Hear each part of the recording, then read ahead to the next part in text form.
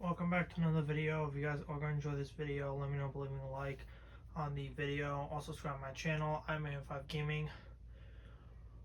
Hit the notification bell to stay notified for future streams and videos. And I know I haven't made a video in a while. I think it's been like 2 weeks, almost a month. I think it's been like 3 weeks since I made a recent video. I'm gonna be going over the Life is Strange, franchise as a whole, what I thought of each game. Um, Before I get into the review, I will be having, I will be, there will be major spoilers in this. I'll be spoiling basically every game and basically every ending and stuff like that. And I'm also gonna have short little clips of each game playing in the background while I talk about the games. So yeah, let's get into this. So we're gonna start with Life is Strange 1. I'm gonna have this episode play specifically because this is the beginning of the game. So I'm gonna have this play through while I talk about it. So um, Life is Strange 1, I actually really liked. You know, in the beginning I wasn't so sure about it, and then near the end it got better. There was twists, there was turns. The characters were well written. Um, I liked a lot of the characters. I liked Kate. I liked Chloe. I think Chloe and Max's relationship was really good in the first game, and yeah, I thought the story was pretty solid. I would say this game is probably up there, probably with The Walking Dead and Last of Us, just because it's such a good story, and it's really good, and I really like it. This is definitely one of the best, not the best, but one of the better story games I have played this year. I mean, obviously, I played a lot of story games this year. Like um, I played Wolf Among Us, a bunch of other story games I played, and this game was definitely up there. Really enjoyed it. So I would give this game a 10 out of 10. I don't really think I had any issues with this game. I don't think this game, in my opinion, had any like problems or anything. Um, yeah, I don't know. I don't think it had any issues. Um, yeah, I don't think it had any issues in my opinion. Although it was pretty good. And I thought it was quite solid. So now we're gonna move on to Life is Strange 2. Oh no, we're gonna move on to Life is Strange Before the Storm, and then we'll move on to Life is Strange 2. So let's move on to this. So, Life is Strange. Hold on, give me a second. I gotta I gotta change this.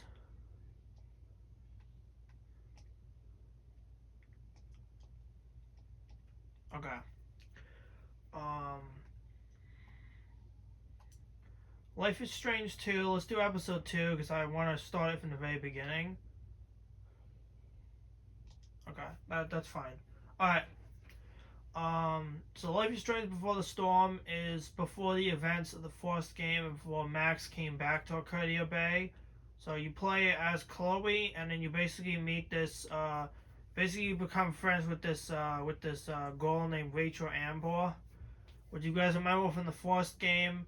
She was the one that ended up getting killed by Mr. Jefferson in the first game. The ending for the first game was also very good. I enjoyed it. I think it was a very satisfying ending, and yeah, I enjoyed that. Um, the second game I liked as well, or not the second game, Before the Storm. I don't know if it was as good as the first game, but it definitely was really good. I enjoyed it. I think the story was good. I did feel kind of bad. I felt bad for Chloe at that one point where Rachel ends up, leaving, and she basically tells her to not leave her or something. I forgot the dialogue, but I kind of felt bad for Chloe after that, and there was some scenes where she was dreaming of her dad, and that show those kind of scenes. So I thought that was kind of sad. I don't know. This game went into a lot with Chloe's backstory, and I think it was actually really good. And the way they did it, I think, was very good as well. I think them explaining her backstory, with her dad dying, and how much she hates I forgot the guy's name. David, I think, is his name. Uh, it kind of explains how much she doesn't like him and stuff like that. So I did like that. Um, I thought the ending of it was okay. I thought it was okay. So yeah, I would give this game probably an 8, probably a 7.5 or 8 out of 10. All right, let's move on to Life is Strange 2, and I'll talk about that.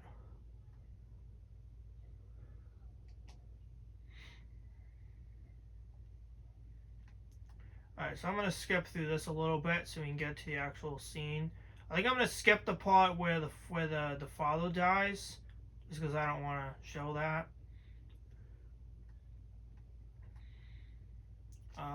Okay, here we go. Alright, I thought Life is Strange 2 was good.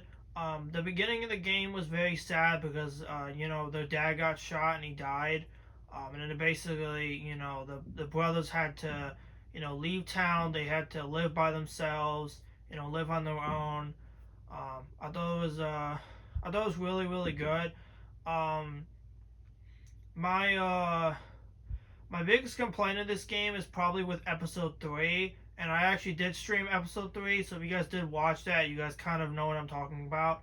But I didn't like in episode 3 that there were like there were like inappropriate scenes in it. There was a literal full nude scene in it, which I did not like either. I just like when I'm playing a story game, I really don't want to see that. I had to deal with that with Wolf Among Us as well. I think episode 2, episode 3 had one of those scenes, and I didn't like that either. And I really didn't like it with this one either. And when I get into the last game, Double Exposure, I'm gonna have, there's something they tried to do in that game too that I really didn't like, but I'll explain that when we get to it. That's my only complaint with this game. Actually, I thought the story was good, characters were good. Um,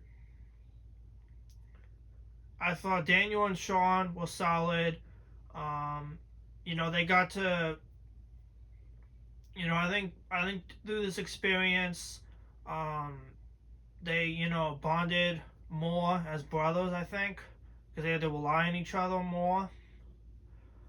Um, yeah, I think that's pretty much it. I think the ending was really good. I liked how there was two endings. You could either, you know, go through the gate to get to Mexico, or you could just surrender to the police.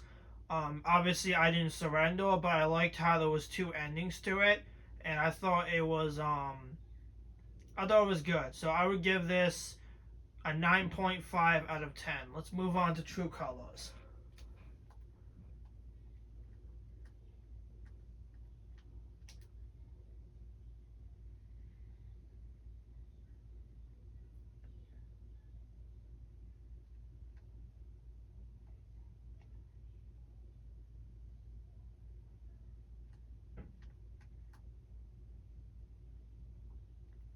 Alright, so True Colors follows the story of Max, or not Max, Alex.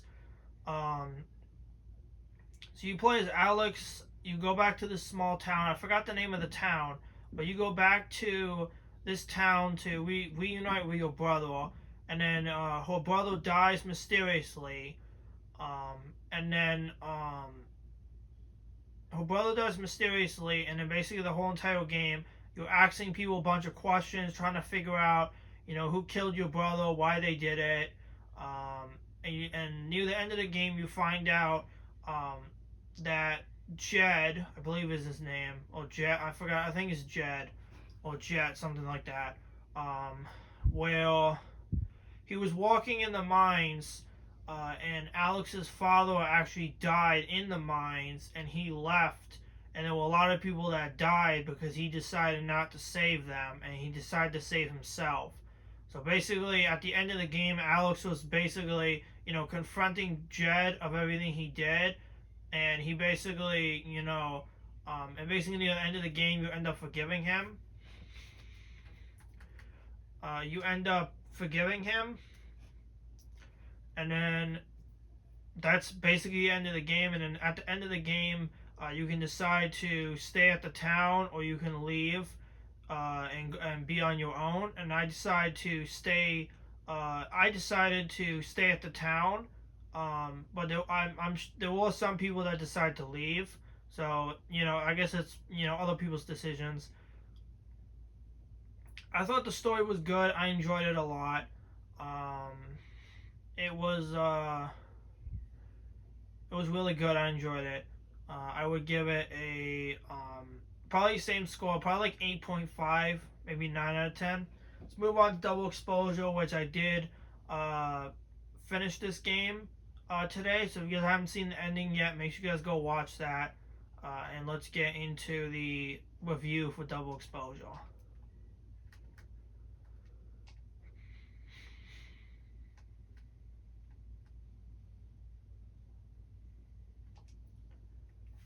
So Double Exposure, basically,